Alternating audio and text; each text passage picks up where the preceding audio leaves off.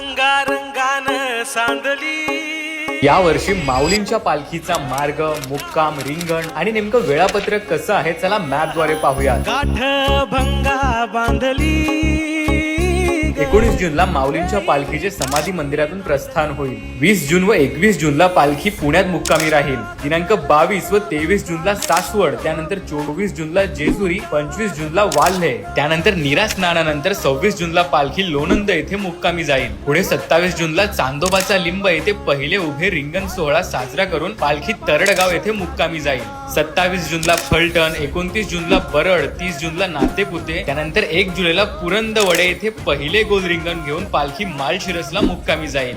2 जुलैला खुडूस फाटा येथे दुसरे गोल रिंगण करून पालखी वेळापूर येथे मुक्कामी जाईल। 3 जुलैला वेळापूर येथे ठाकूरबुवाची समाधी येथे तिसरे गोल रिंगण होईल। 4 जुलैला भंडी शेगाव येथे दुसरे उभे रिंगण आणि चौथे गोल रिंगण बाजीरावची विहीर येथे होईल। पुढे पालखी वाखरी येथे पोहोचेल, जिथे पादुका आरती होईल। 5 जुलैला वाखरी येथे तिसरे उभे रिंगण होईल।